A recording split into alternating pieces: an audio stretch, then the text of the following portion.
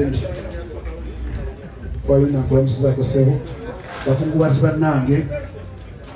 byonna mu biteba byammwe nazzeeko wano ogwasoose nengamba ngenda kwogera nga bakyala ba Mese we bali wano omuli Maama Lihana wamu ne Maama Troy era ekisinza okundeesa wano nanze omuntu kwekuba respect muganda wange esembayo nga nabagambye Mese Bontwe abadde mukozi munnange muganda wange bosi wange bwe bakuba ku leediyo Mese yampa omulimu era nze okufuuka owakabi namala kusikira Mese nina bakyala bange twakolanga nabo bali lwasamaali awo okaliko ne James Popa yali sho ya Mese bwe yagamba okukola ku olwo ne bagimpa ne ngikolera ddala naye kisinza okuluma mu bintu byonna bino tubikoze Mese agenda okuwasa maama oyo Aisha yankubira essimu nangamba Jacob ntodde bakita sahadu bakita batya shahada bakita batya shahada nemubuuza ng'ogitodde emirundi mingi wasooka gitoola ng'oli ne Maama Lihana era ozemula ogitoola nangamba yegitodde nemugamba weebale kutoola shahada kati bakuyitaani nambuli erinnya libamuyita oba lyasalawo okusiima mbadde ne bakyali bange emabega maama n'ayogera nti Mese yali asiramuse basiramu tebannanga babadde ne bagamba nga tetukimanyi naye ng'ebyaddala Mese yali asiramuse ate ng'akikoze ategeera Mese yali tanywa mwenge tanywa njaga Mese yali mulamu ng'ategeera byonna bye yakola yabikola ategeera naye ekisinza okunyuma mu byonna bambi mutamuwa kitiibwa kikisembayo netumuziika ngaffe etwagala abafamire ekyo nno kinnumye nasabye okwogera Mese nga tunoonya ssente z'omukulu oyo jangu wano wooti mati bayinza okubutakuwa time okwogera era kampamba kanzidalo kono kakuwe omukulu ono fulistop oyo yalina ekizibu nenkubira Mese video call nayogera ne fulistop oyo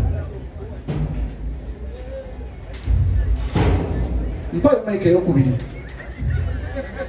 njagala mike eyokubiri thank you fulistop kwata soko yogere nga sinawakwogera takbiri kitalo nnyo ddala ekya mukama wange Mese Bontwe kitalo ate mbadde mutwalanga taata wange wangu nasigamba ng'oba mukama wange mbadde mutwalanga taata wange Mese anyambye ebintu bingi ennyumba gye nnina bisaidi ya Mese Bontwe Maama Lihana Aji wonna mukimanyi Mese Bontwe nina sente ze nafuna ku gundi ewa pasita Kayanja miliyoni 10 bwe yakimanya mbu ofunye miliyoni 10 n'angamba kusoko olina onoonya poloti netugenda ekitende nandaga poloti nengisasula miliyoni 5 zaali nnya Maama Lihana yaliko Aji yamukubira Aji akimanyi n'omusajja eyambuza poloti yali atundira motoka ku Ntebe Road nensasula nenfuna poloti yomutima gwange neguba bagita batya mukakamu nze senga fulistop bwange nga bwe mundaba nandibadde siina nyumba naye Mese eyaŋŋamba ngule poloti nenfuna emikwano egyali mu America nezenzimbira ennyumba kati Mese mutwalanga taata wange mutwalanga era baŋŋamba ngu Mese afudde nanyolo eneebazaamu oti kino kyonna kyetuli lwaki tulaze taata netwebaza mukama waffe amatwembalanguzi okutujjayo yetwali netuteekawo nga tulaba mukama waffe oti tweyanzege kino kyetuli manyiga Amoti manyiga Mese Bontwe n'omugenzi Fadde Bitama tuweyanza nnyo bakama baffe okutulaga ekkubo kati ndi w'amaanyi buli wendaba Kristo kuuyo lwa Amoti Ombalanguzi lwa Mese Bontwe Edi Kigere bakama bange abasigadde ku nsi abogere omukisa. Amen. Mese Bontwe nze kulwange mutwala nga bosi wange. Olunaku Mese Bontwe yafuna omwana omulenzi gwe bayita Troy kulaba oti jajja nangamba Jacob nfunye omwana mulenzi mama Troy woli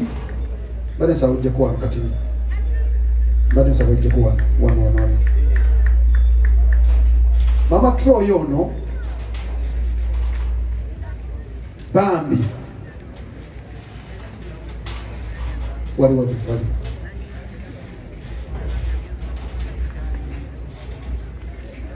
nkyali mu speech yange no sinagimaliriza nkyagireeta nsooka mama Troy ono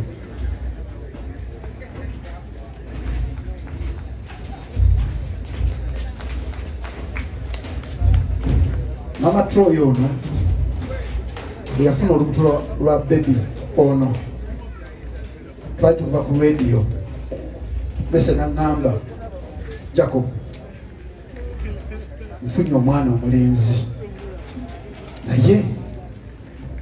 ngenda kukola ntya nemubuuza ogenda kukola otya kikyotegeeza mama Lihana ngenda mugamba ntya mama Lihana nja muyita gyolujjako awo nemugamba Mese nyinza okuba nga onsinga obukulu naye nsuubira omusajja yenna ayiye engeri gyayinza okukwata mu famire ye weyamala otamala okulaba omwana ono nga muto Mese nagamba ddala omwana wange afaanana b'ekika kye waffe tutandika omukwano gwange mama Troy natandika omumanya mama Troy ava Bunamwaya abadde Zanaawo kawasula era mukazi ono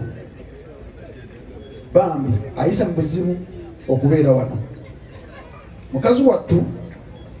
nakuza omwana we nga omanyi nti omukazi bwe yagadde omusajja nga mufumbo tebiba byangu naye mwebazako kino nnyo mama Troy okubeera omugumiikiriza okubeera omukazi asobola okuba nga aziba amatu nafokasinga ku bufumbo bwe mama Troy nga sinakwogera speech yange kansoke nkuba flow twayita buzibu bungi nnyo okulabirira omwana ono era Alex y'omu ku bantu abakiikiriranga wakati waffe ne mama Troy osooka oddala otula mama Troy Mese Bontwe mujjukeko ebintu bingi ebiseera emyaka 15 emabega nali ntandise okukola ennyimba za siriimu twali tuva ku radio nangamba Jacob tubangamba balwala siriimu nemugamba Mese sirwalanko siriimu nagamba Jacob olina siriimu nemugamba Jacob siina siriimu era nagamba bwoba tolina siriimu taddeyo emitwalo 5 nagalya yantwala amalwaliro 4 erimu liri Wandegeya era liri Bombo Road ago era liri Ntebe ku Maud May eddala liri Kibuli awo okuva olwo Mese n'alijjako ekyoga nti oli mulwadde wa siriimu Mese webangoba ku mulimu yatandika okumusasula lenti n'okuwerera muwala wange bayita Melissa era nadde njogerako naye nga ngamba nja kuyingiza muwala wange ajje mu Amerika sagala muwala wange mulaba ng'abonaabona mu Uganda njagala ayingireko mu Amerika Mese nanga nange birimu ku bintu byantwala ekyansinga okuntwala eno si because nti ndi mwavu kukolera abaana bange naddala mwana gwe bayita Lihana mukolera kkubo sagala kula muwala wange bapapa Troy okuba nga babonaabona njagala mbajje mu Uganda bafune obulamu bulungi ze nkomewo eyo alina pulojekiti gy'abadde agenda okuva mu January eno etamusobozesa kubeerawo naye ekisinziriza okunduma mu byonna nti omusajja oyo afudde yakkiriza obusiraamu nga si mulalu nga si munywa mwenge nga tatamidde ng'ategeera era wemala okutoola bakita shahadu namugamba mmese no obusiraamu bwadde bukuyita okuva ebbanga ddene ng'obusiraamu bukuyita naye nga toyagala kukkiriza kati leero osiramuse kansubire ku luno oli sirias.